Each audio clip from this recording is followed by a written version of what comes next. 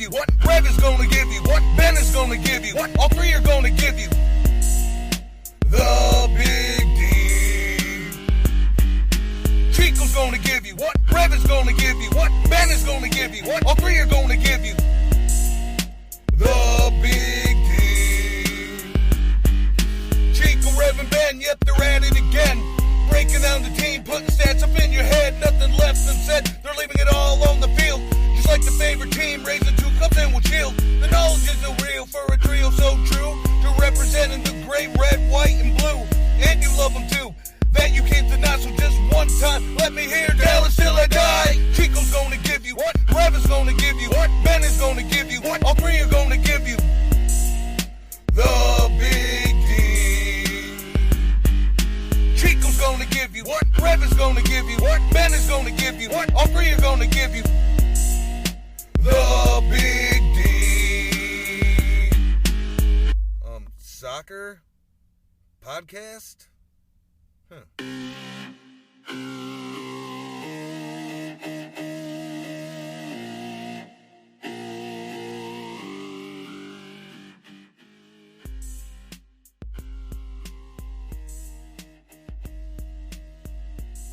Tonight on Big D After Dark, we break down FC Dallas's disappointing, frustrating draw at home against Houston, and this first of the Texas Derby series. Wasn't exactly fireworks and cannon fire in this one, though Dallas did claw back from a deficit to get the point at home. What can we learn about this team? What's this team going to look like going forward? What's not working? Join Jose and I as we break it down this evening and take your questions live. Welcome to Big D After Dark.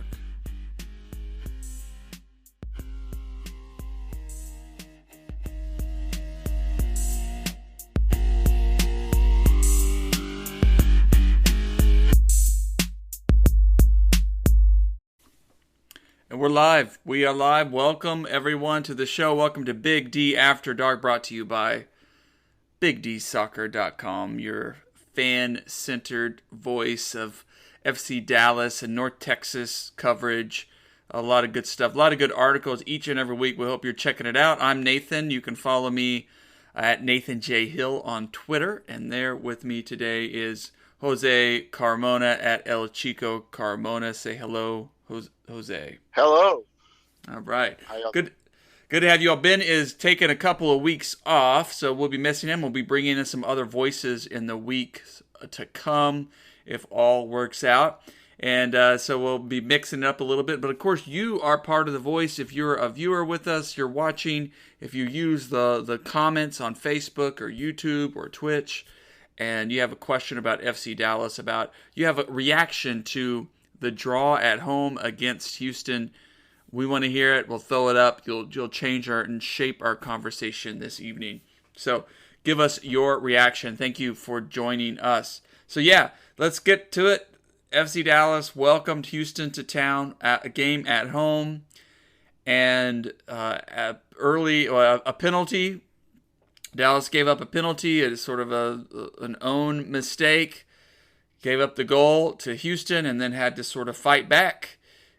Were able to get a pretty cool goal from Obrian, and but that's where it stood. Despite Dallas pushing pretty late and pushing hard and making a lot of changes to the lineup, they were unable to get the go-ahead goal. A disappointing result, especially against your rival, your in-state rival, and especially coming off of a 4-1 win at home against Portland. We thought maybe this team was ready to unleash its offensive ability, and yet, no. It was kind of a disappointing result. So let's talk about positives from the game, and then let's talk about the things that this team still needs to work on. Jose, why don't you get us started with some positives? Well, positives, you have to like the fact that Obrian has scored twice now and looked good doing it, which is what he was brought in to do. You know, he came in with a reputation as a scorer, and in the preseason he was, overshadowed by how well Vargas was playing. But of the two, Obrian was the guy that came in with with the proven record of being a scoring player, and so far, to me, he's living up to the hype. I'm very happy to see that, and mind you, he's still getting acclimated. So if he's doing this good now, hopefully it's just the tip of the iceberg, and we'll see more of that going forward. I think I liked what I saw from Felipe also. I mean, I think I'd still like to have Mar back there, but I think he's shown well, and I have no problem with him having to start again if needed. I don't know. I know he's been maligned, but I really like the way Acosta played, and he's been playing well this season. Maybe not for the entirety of a match, but he was clearly the best player on the field for me for most of the match. Yeah. And I know some people don't want to hear that because a lot of people have been down on Acosta, but he's finally starting to live up to that, the DP that, him being a DP player, so I'm happy to see that. And those are the positives I can get from this. Yeah.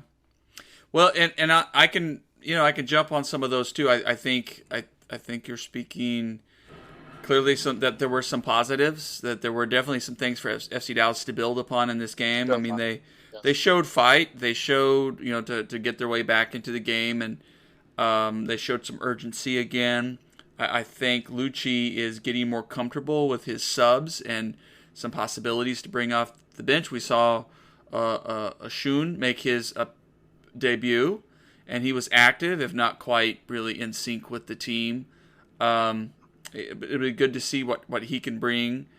Yeah, I thought the lineup was pretty strong. Munjoma is growing in that position on right at right back. I think we may not see till midseason if he can really unleash some spectacular stuff as his confidence grows.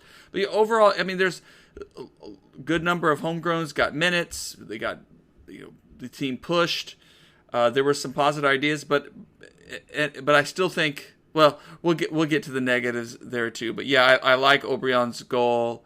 I like some of the subs. I like some of the FC Dallas has the potential to be really deep this season with the number of homegrowns and just the positives were the young players getting minutes, which will pay off later. And you're right. Like it just mixes things up. It makes the coach's life harder. And this week I'll probably, if I get a chance to ask Lucci a question during the media call, I'm going to ask him about these lineup choices that he's having to make, seeing how many players. But let's shift over, how many players he has available that could really impact the game. But let's shift over to the negatives. Let's shift over to the things that this team still clearly needs to work on. And probably leading off that conversation is Franco Jara, right, Jose? Absolutely. Absolutely. I'm not about to break into my Ben impersonation, but it's frustrating. You're hoping that this will be the week that he breaks out and does something, but we're not seeing that. And it's easy to blame it all on him, but he's simply not getting the touches. I think, I don't know how many touches he had, but it wasn't much. I think he only had like 10 passes in the game. And a player like him needs more touches than that. But at the same time, when he has gotten the ball in a position where he can do some damage, he has failed to deliver in those few opportunities that he has had. And I think it's getting to the point where the fans are rightfully frustrated with what they're seeing from their number 9. So, yeah, I mean, but that's an easy one to pick on. I mean, I think the other negative was, like you said, there was a failure to consistently connect on between the players. I think, believe it or not, Vargas and Munjoma were two of the players that really struggled passing the ball around, which is something that FC Dallas likes to do, those quick hit passes. Mm-hmm. And when that breaks down, it discombobulates the attack. And Vargas was probably either the worst offender out there. with Manjoma. But Manjoma is learning, so like you said, yeah, we've got to expect him to struggle early. His main thing should be to focus on defense, and then hopefully as the year progresses, he'll get more involved in the attack as he gets more comfortable there. We saw it from Reynolds, we saw it from Cannon, and we'll see it from Manjoma, and hopefully it pays off. And the third thing, of course, is, it's the dumb penalty kick. That's the third dumb Deadly. penalty kick. Flat out dumb penalty kick that we've had in 3 matches, and it's so frustrating for a guy like Brisson, whose reputation is that he'll play great for the majority of the match, and then he'll have a knucklehead play somewhere that hurts the team, and that's frustrating to see from him, considering he's been probably the best defender. Yeah. To begin the season, and that's all that people are gonna remember is like, yes, but he gave up that PK against Houston, and they're right to be upset about it too. That's right. I asked him about that this last week and everything. Great guy to interview, great guy to talk to, great energy, a real leader, happy to be in Dallas, happy to be a part of this team. And he acknowledged those things happen, and they do happen in soccer. They happen to the best players sometimes who make a mistake, who just get to a play late or get in an awkward position. But yeah, it's just tough. It's starting the game with a deficit in a way, although it's not quite that. But it's like if it's just making life harder for you when it's already been hard enough for this team to get things going, and they're still trying to gel and get players connecting and get the ideas that Lucci has on paper. On my preview post, I talked about Matt Doyle's latest his armchair analyst piece, and he mentions the Houston-Dallas game, and he talks about how Dallas, an intriguing statistic is that something like 75% of their shots on goal so far this season have come from the penalty box area, which is what we needed to see from Lucci. Lucci's coaching, Lucci's getting that vision of what he wants, the way the ball is passed around, moved around, the way they generate an attack. It's exciting. But only a few goals so far to show for it, right? And so, 6 goals I think so far in the season. So, you need to get some higher. You need to get some of those shots to go in to get across. You need to be more creative. So there's work to be done up top, and the question is going to be: is Hara the solution? Jared Tilley, one of our site contributors, just suggested that that Lucci has this idea for how he wants to play, but maybe to get the most out of Hara means to switch it up some, to go with 2 strikers up top or something. Figure out some way to play to Hara's strengths. We know the guy has quality. He has a track record of success in scoring goals. It's crazy that he's been struggling so much. But on the other hand, he's being asked to play in a system where it doesn't suit his strengths. He's just slow. He has definitely skill and smarts, and we see it out there. We saw it in the assist last week, which was great. Maybe he's a super sub for this team and that veteran presence who's going to push the game late. But I tell you, would he be willing to accept it? Would he be willing to accept that? Yeah. Exactly. I mean, that's one of the headaches of being a coach at the highest levels is you got to, Lucci has to learn to deal with these situations. You got your guy that was brought in to be the star player, and he's not living up to his potential. Maybe it's your system. Maybe it's him. Probably a little bit of both. It's probably somewhere in between lies the real answer. And Lucci has to figure it out. And maybe that 2 striker formation, maybe that's more possible once once Ferreira returns, and then maybe again, we're just being hopeful here.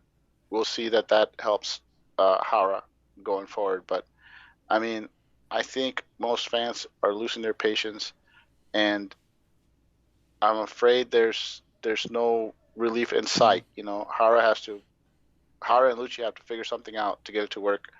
Otherwise, we're starting to sound like a broken record, and just repeating the same complaint every week.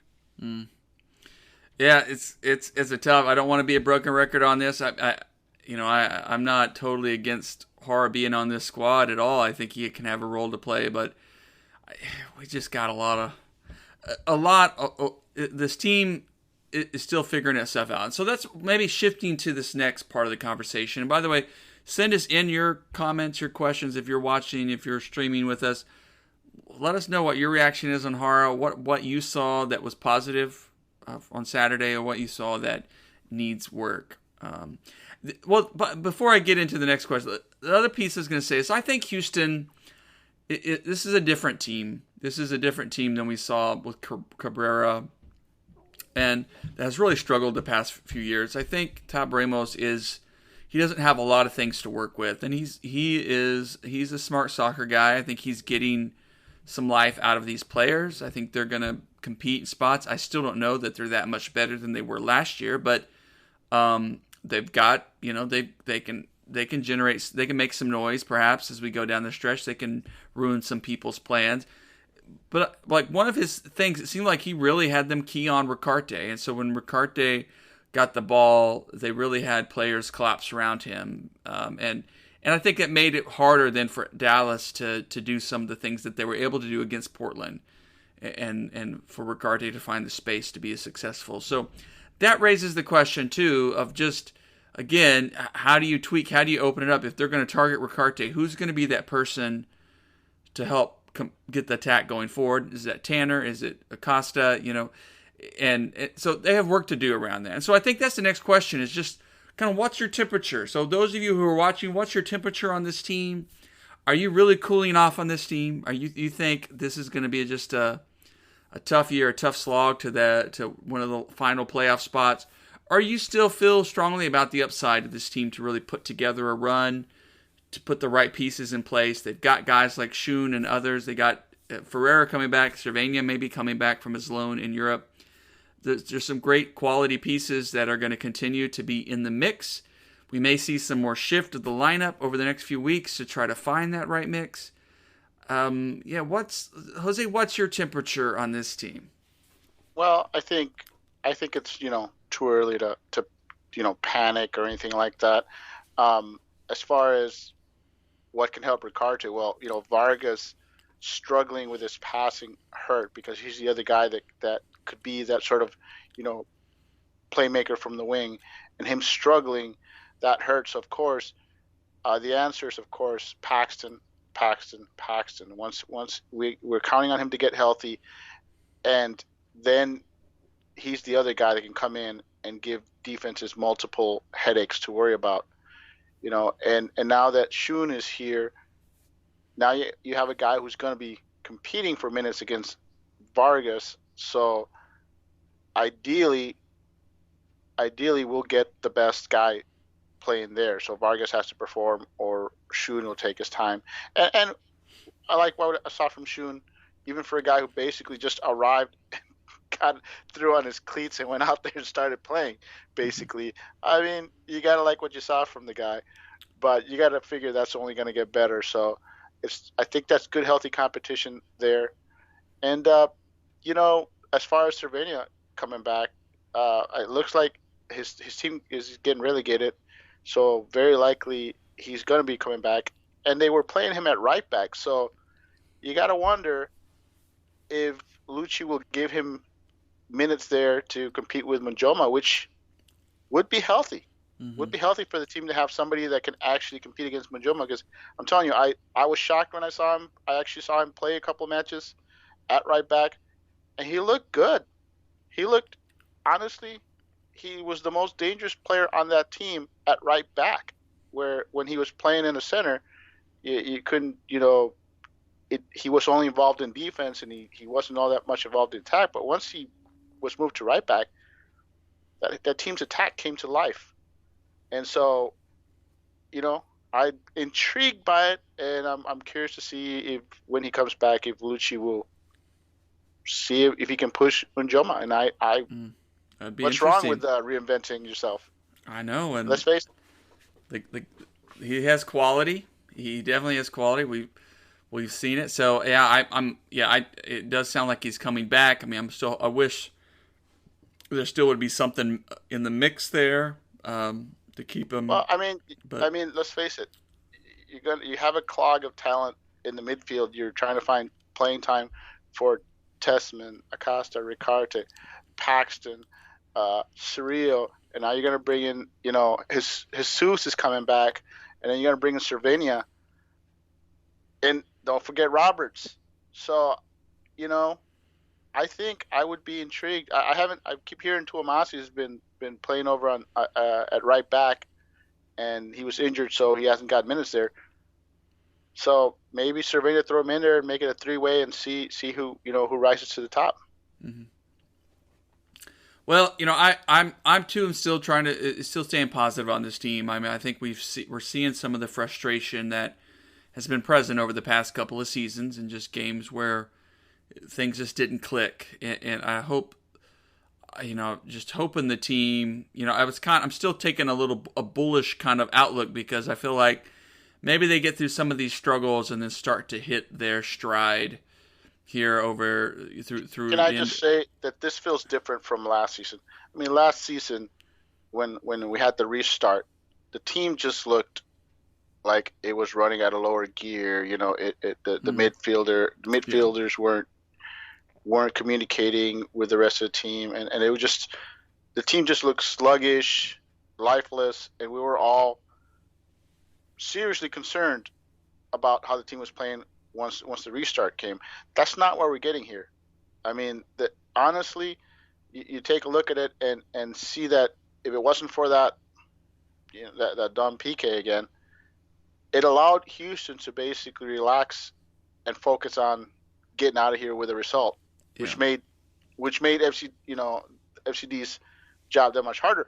But they did manage to get a point. I'm not so sure they could have gotten that point last season during the restart. So I think it's a team that's gonna see its growing pains early on, and hopefully it doesn't take as long as it did last year for them to figure it out, and they can kick in gear here after about a month or two. Not a month or two, but a couple of weeks. Well, I agree with you. I think patience is key. And again, guys like Schoen being integrated, having Ferreira out, Hedges out, Mara out. I mean, we're seeing, we're just Hedges out. Yeah.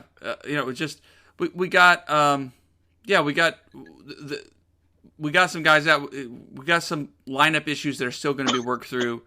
I'm still dreaming of Paxton getting the start, and I'm dreaming of a Ricarte, Paxton, Acosta midfield where Houston can't just collapse around Ricarte because Paxton is ready to punish them, and they can't just collapse around Paxton because Ricarte then is ready to punish them. So some things like that, but we'll see. We'll see if that's what Lucci wants, and I think Paxton. They're in no hurry to rush Paxton back because they want him to be right. So yeah, I think as fans, I know it's frustrating. It's very frustrating to see this a little bit of a falter out of the gate. We'll learn a lot more about this team each week, and this coming game this weekend against Minnesota should be a really interesting one. Before we get to that, let's hear from Coach Lucci. I've been on the media calls lately, so we've been using some clips from those calls. And I'd love to ask any questions you folks who are watching. If you have a burning question for Lucci or for another player, I will write it down and try to bring it up this coming Wednesday.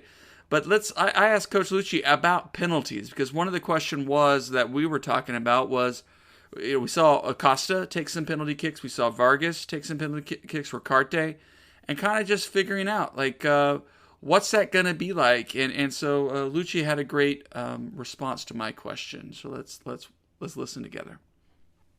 So a little bit more interesting question, perhaps, about corner kicks. I know we've seen a couple of different people taking corner kicks over the first 3 games, including looks like Vargas got most of them in this last match, and we had a great goal off of a set piece. So that was exciting to see. What is the competition for corner takers like in practice each week? And are there some other names that we can expect to see get a try there? Is that just based on how they do in practice or the specific lineups and so on? Yeah, interesting. I haven't been asked this this type of question before, and it's interesting to talk about this topic with media. But yeah, we did a reflection in the off season. We were not happy with our production on attacking set pieces last season.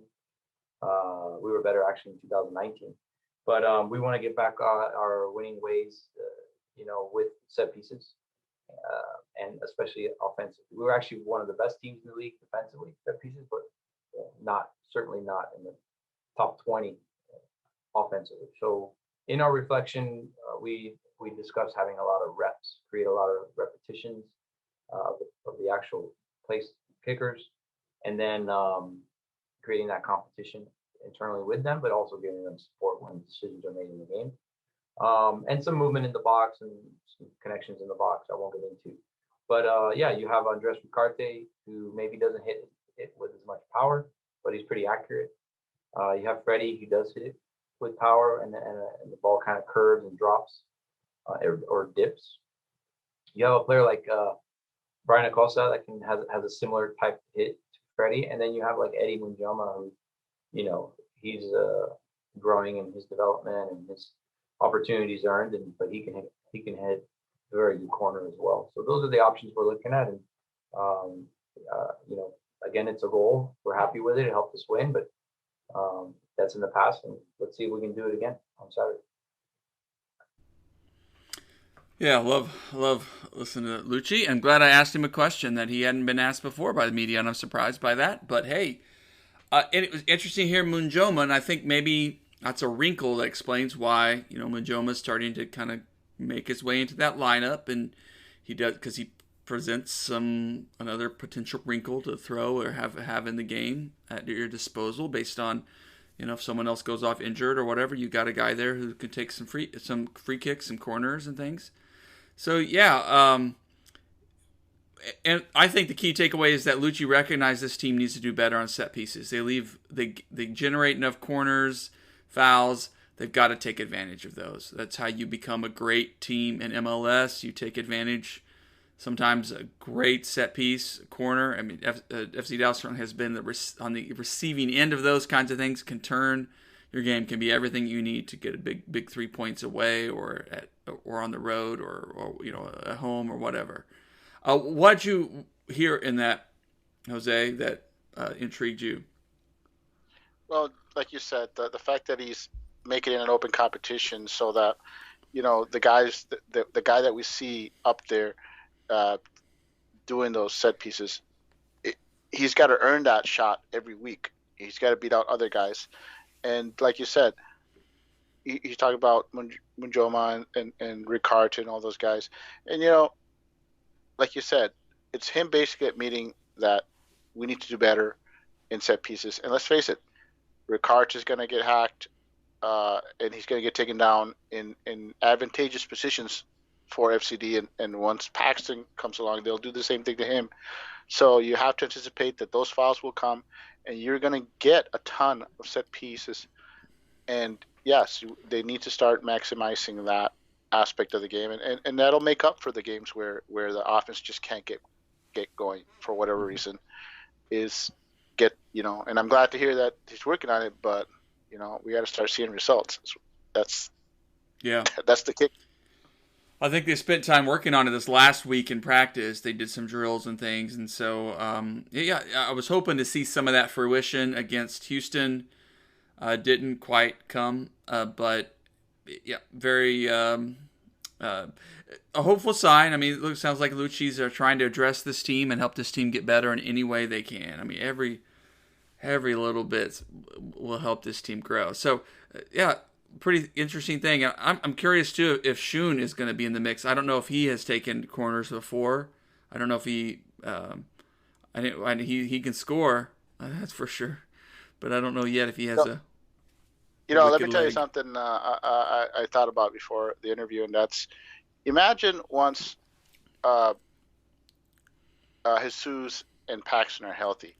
Imagine the possibilities. You know that Lucci likes to interchange his players at all times.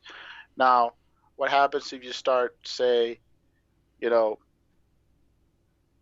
Chewy as your number 9, and then you've got your two wingers, and you start Ricarte and Paxton, or you start your three midfielders would be Paxton, Ricarte, and Chewy, and Pepe up top.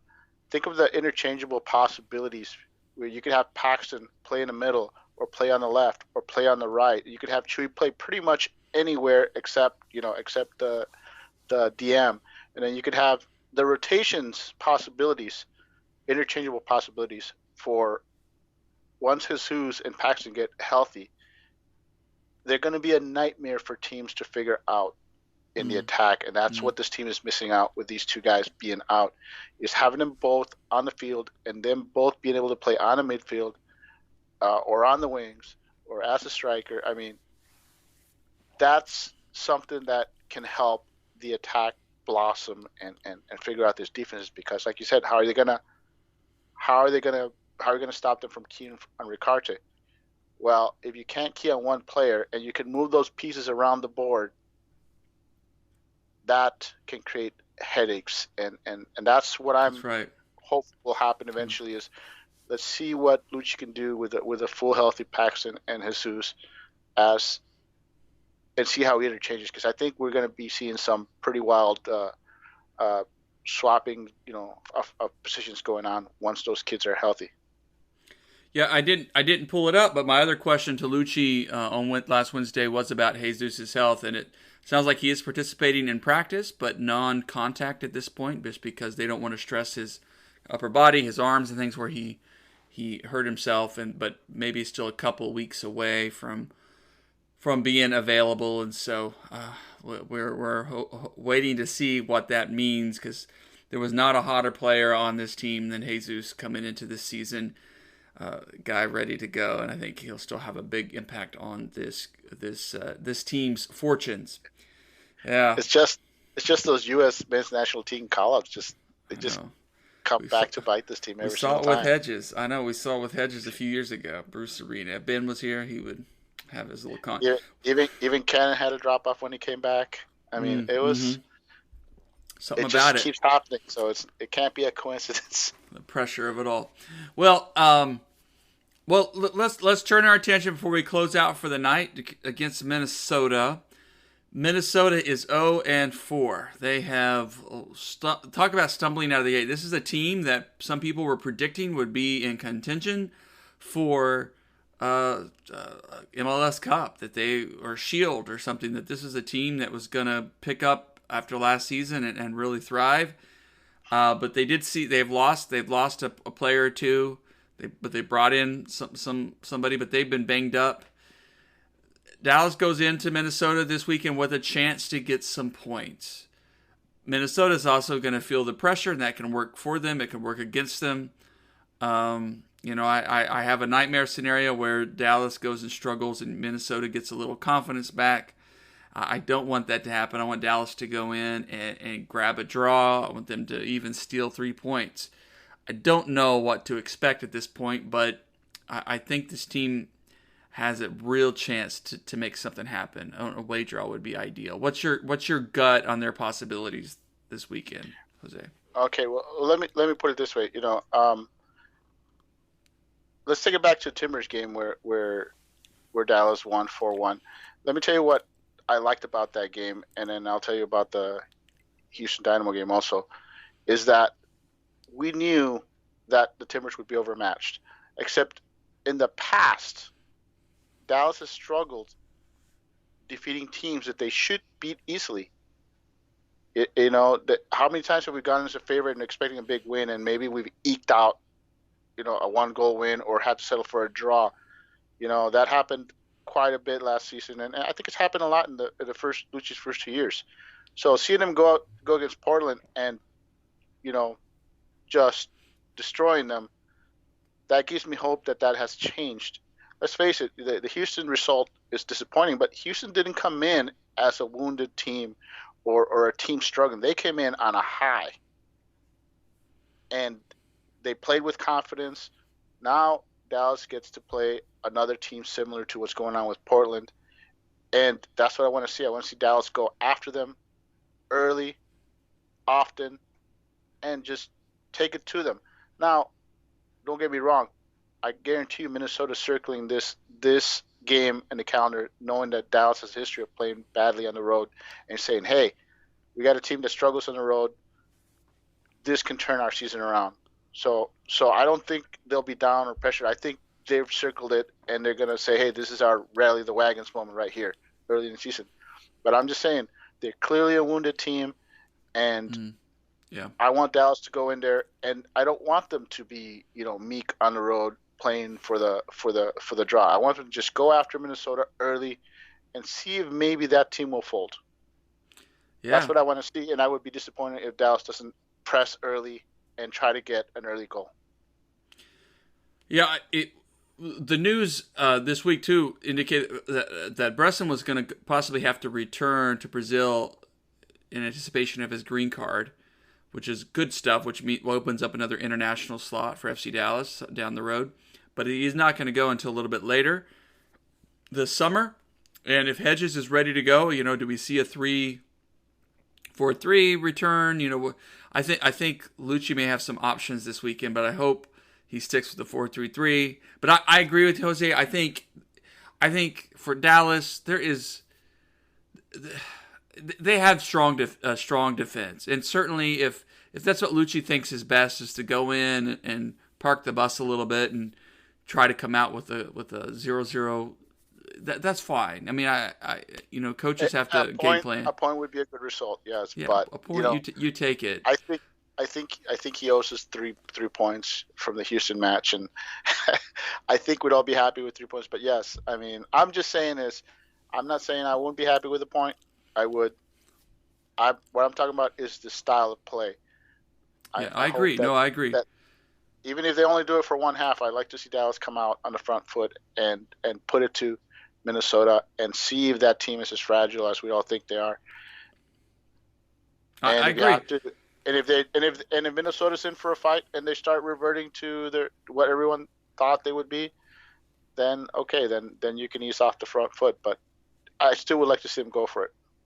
No, I agree with you. I mean, there's nothing to lose here against Minnesota, and this early in the season, you're not expecting a whole lot. And if you go in and you get torched by Minnesota, you go, we took our chances, but no getting torched by Minnesota. I mean, come on, the fans right now are pretty down on the team for the way they played, and going up there and getting torched by a winless team. No, they need to avoid that. I mean, it's one thing to maybe lose on a PK or a last second goal or something like that. I think we could stomach that. But if they go over there and they get crushed by Minnesota, I mean, people will be right. So you're saying that moves us closer to the panic button, the panic mode, right? Yes. Yeah. No, I hear you. Minnesota's a team that's clearly struggling, and I think we all think that we expect FC Dallas to get a result out of this, even if it's just a point. If they get denied by some freak play or something, then so be it. But you don't want them to go to Minnesota and just fall flat on their faces. Then I think questions will be asked. Well, I would say it'd be more like a situation where FC Dallas just goes and attacks and they get just punished a couple of times in counterattacks and that's that. I think that could happen. That could very well happen. That could happen, yes. And I think that's the kind of thing where if they push. So it'll be interesting to see how Lucci approaches this game. But you're right. I think Minnesota's going to feel the pressure, even though they may have circled this date and they may know. I think 4 losses in a row to start the season has not to be surely not feeling good in that locker room. So it will be curious to see how they line up, what they do, what their health is like, and how they tried it. And they were up 2-0 against Colorado at Colorado. And I started watching a little bit of that game, and I thought, wow, okay, maybe Minnesota's waking up. And then they lost 3-2. They just got drilled in the second half. So it may be fitness issues. It may be so Dallas may with its roster depth may have a wrinkle there to bring out and push the game in some ways in the second half and go for it, especially if they're down early. Then what do you have to lose? You go push for that draw. You push for a go-ahead goal. And I think you may be right. I think what we'll actually get is Lucci playing it safe, keeping the game close, and then if the game's still 0-0 or 1-1 or something like that, in the 60th minute, then he'll have them push it, But like I said, we'll see. I mean, I'm not saying they should just go all out crazy, but I'd like to see them come out aggressively, with an attacking intent, a smart attacking intent in the first half, as opposed to waiting out to see how the game, flow goes. Mm. Well, I think I followed Ben's advice, and on my fantasy team picked Vargas, and not too pleased with that. But Obrian, I think, is a good pick, and I think he's probably a good pick for this week. To think about a guy who could get some success on the road. I started my fantasy football team, and I have not made a change to it since the first week, and I've been afraid to look. Yeah, I should maybe take a peek and make some changes. Yeah. Well, hey, it is what it's. I don't follow it. I just pick guys Vargas randomly. Has been one of my starters that whole time, so I should probably change that. Well, I think too. Other thing I'm looking for is I am hoping Pepe gets another start. I think this is a great game to say to Jara, hey, we're gonna rest you another game. We don't want to push you too much just on this. We'll keep you. We'll bring you in if we need to, but let Pepe run. Dallas did get a result at Minnesota. Was it last year or was it 2 years ago? Yeah, I think it's 2 years ago. You know what? It was a great Cervania. What you tell Jara is don't tell him you're going to arrest him or anything like that. Just say, hey, we're going to play it safe for the first 60 minutes. So let Pepe go out there, keep them busy, and then we're going to hit them hard after in the last 30 minutes, and I want you there for that. That's how I would sell it. We want you fresh in the end when we think they're vulnerable, and that might be a way to get them to go for that. Other than that, Jara starting. Well, there we go. Let's wrap it up for tonight. I mean, we haven't gotten to any North Texas talk, so let's close with some North Texas talk. Yeah. Okay. So I know some people have probably panicked for whatever reason. North Texas off to a 1-2 start, and and I'll tell you right now, both losses has seen North Texas play against two grown-ass teams with men who are big and strong, and it's shown.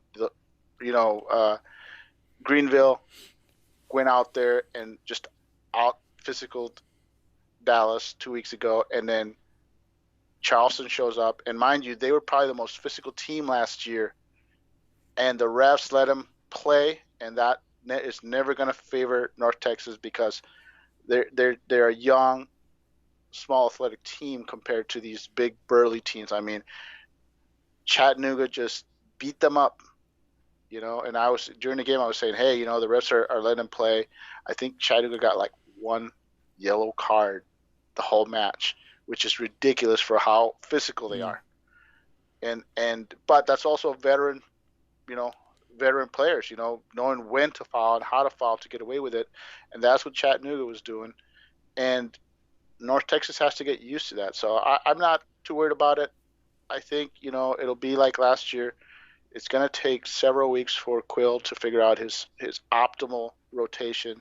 There's still players. I mean, some of these players that they signed have only come in the past week or two. I mean, like Para started. It's only the first game that we got to see him start. I mean, he didn't look all that good. But then again, he's only been a couple of weeks with the team. And you've got guys still coming in that still need to be incorporated. We still got to get to see who they get from the academy. I'm still waiting for Salas and Montes de Oca to arrive from North Carolina. They're still alive. They're still starting for North Carolina. I think they're in the quarterfinals now. Now, I'm not saying it's a guarantee that they'll be with North Texas, but even if they get signed by FC Dallas, they probably get loaned right back to North Texas. And I think Salas, as being a defender, is a player that could help the defense with their issues. So right now they got issues. Like I said, that's just give it time. North Texas will figure it out. They have the talent pool to get this straightened out, and they will. They're just gonna struggle with those teams the independent teams have figured out that if they can beat up North Texas and the refs let them get away with it, that's the way to discombobulate the team. And this is why Dallas loves North Texas being in the USL League One, because that's what they want. These young players, if they think they have it rough now, it's going to be rougher than that in MLS. So this is a great learning tool. And if Quill is doing everything right and the team is learning, they'll start winning because they certainly have the talent for it. So I wouldn't panic. It's just the growing pains.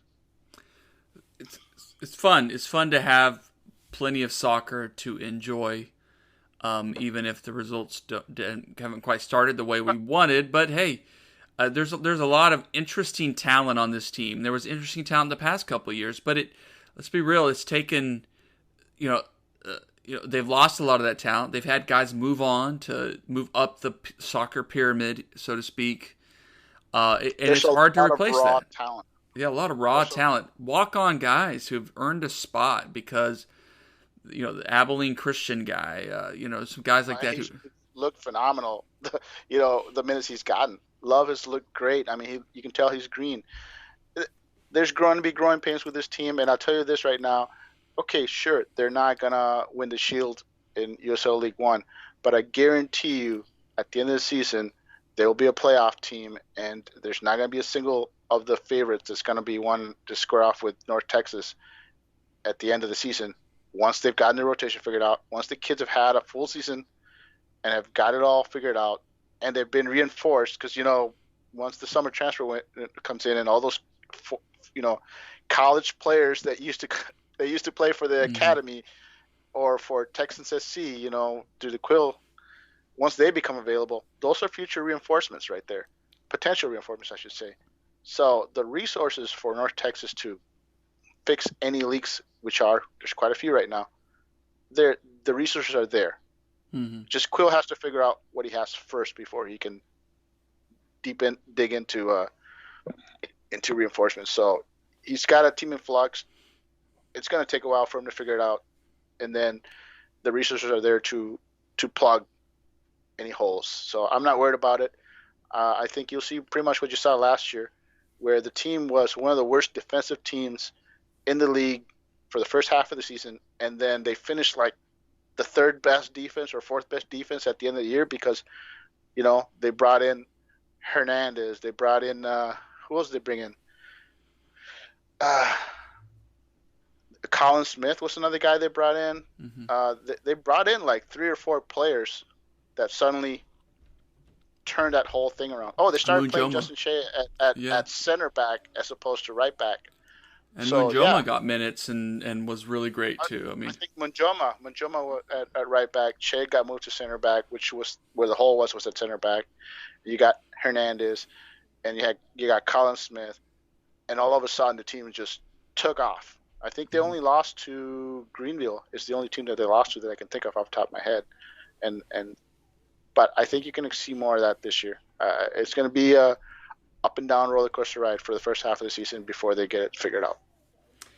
Well, let's leave it there tonight.